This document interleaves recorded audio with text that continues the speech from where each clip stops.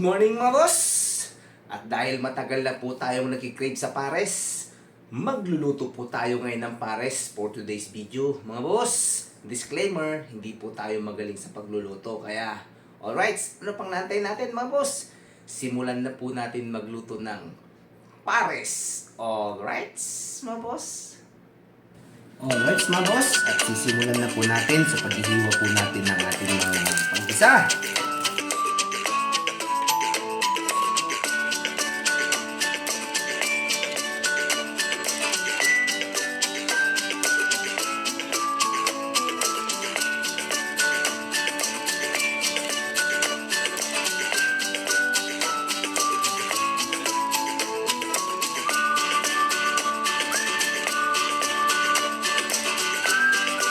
At ito na po yung ating mga ingredients. Pinagsama-sama ko na po yung bawang, sibuyas at luya.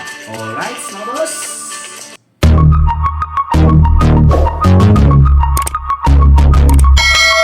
Alright, mga boss. After nating mahiwa yung mga ingredients, isusunod naman natin itong karne ng baka. Okay? Gagawin lang po natin. Hiwalay lang po natin yung may taba-taba. Hindi po natin itatapon yan. Gagamitin pa rin po natin. Wow, napakatalas ng aking kutsilyo mga boss. Grabe. Gagamitin po natin mamaya yan. Alright. Taba. Okay.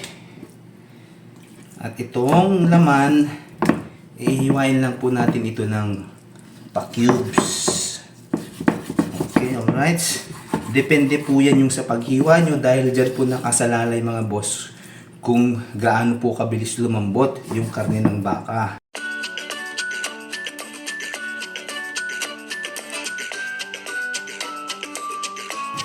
Ilalagay na po natin mga boss yung taba para magmantika po siya, magmamantika. Pagmamantikahin po natin yan. Okay? Napakalaki lang po ng kaldero. Wala po kasi tayong maliit na kaldero kaya ay mas maliit dyan, alright mga boss, at yan na nga po at nagmamanti-mantika na. Haluin lang po natin. Ayan talaga naman nagmantika ang kanyang taba-taba. Pwede na po nating ilagay yung mga pinaghalo-halo nating mga ingredients na kanina, bawang, sibuyas at luya. Okay, bisa-bisahin lang po natin hanggang sa magisang mabuti yung mga ingredients niyang bawang, sibuyas at luya. Okay, after a few minutes at ito na po, nag-caramelize na po yung mga pampalasa nating ingredients which is bawang, sibuyas at luya. Ito na po at pwede na po nating ilagay yung karne, yung laman ng baka. Okay, lalagay na po natin mga boss. Alright, okay, yan, ikahin lang po natin ng mga ilang minuto at medyo mainit na po yung aking hinahawakan mga boss. Talaga naman amoy pa lang habang ginigisa-gisa muna mabango na talaga mga boss. Okay, nagba-brown na po siya at mainit na din po yung aking kamay sa paghawak dito sa kaldero. Pwede na po natin itong lagyan ng sabaw mga boss. Okay, sabaw.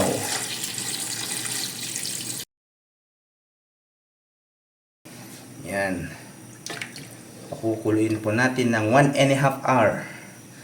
Alright, at tatakpan po muna natin mga boss. Napakaganda rin po ng takip ko diba? At habang hindi pa po siya masyadong kumukulo, tatanggalin na po natin yung mga scums. Ito po, kung napapansin nyo po yung mga umibabaw na yan, tanggalin po natin. I-separate lang po natin at hindi po maganda yan. Kailangan nating tanggalin. At saka naman po natin ulit tatakpan para kumulo. At lalo pa kung madaming scams mamaya yan kung kukulo na po siya. Okay? Alright, at ito nga, kumukulo na. Mainit. Ayun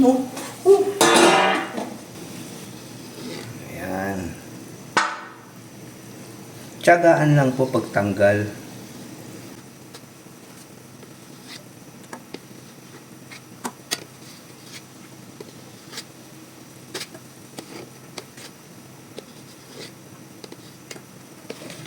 Okay.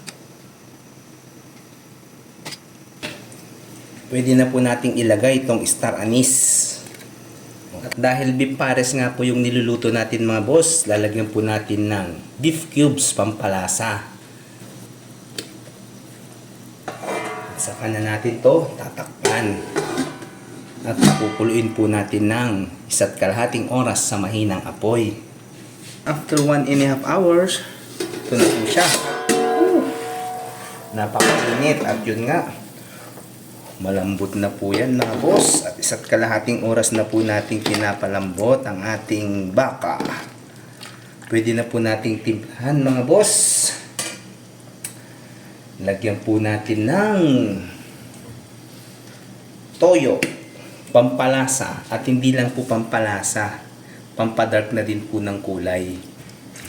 Okay, lagyan po natin ng toyo para mag-dark po yung kulay niya mga boss. Alright. Haluin lang po natin.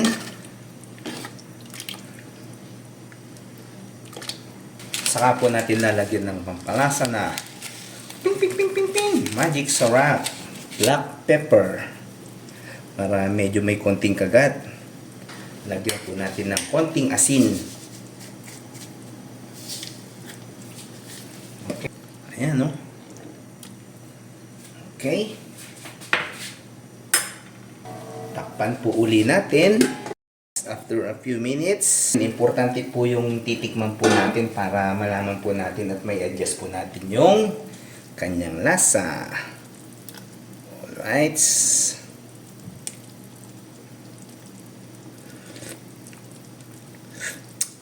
Okay.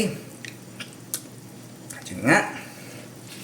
Dagdagan po natin ng konting asin.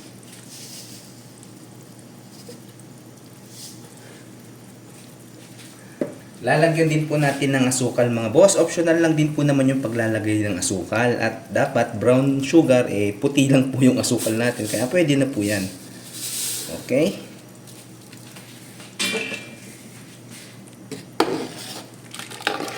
Haluin lang natin mga boss.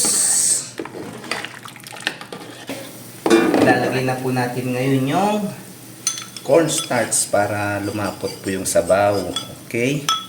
Lagay po natin yung cornstarch. Ayan po siya.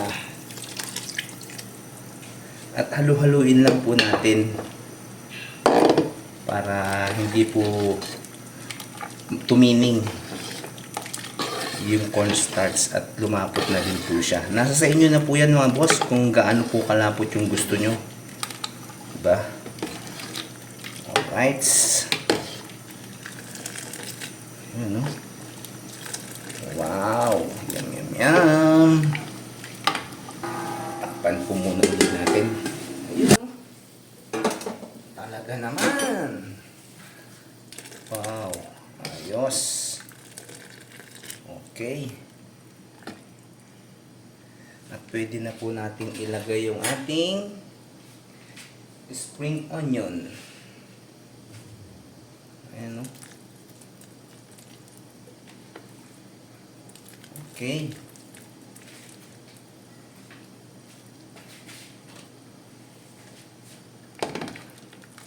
At yun nga po. Ano na po yan? Luto na po yan.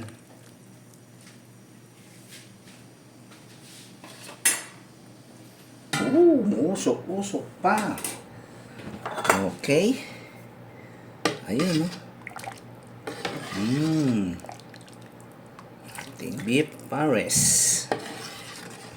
Talaga naman. Alright.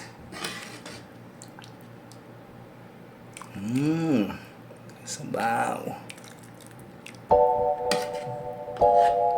Ayan, no? Malambot na yung karne niyan. Sabaw. Okay.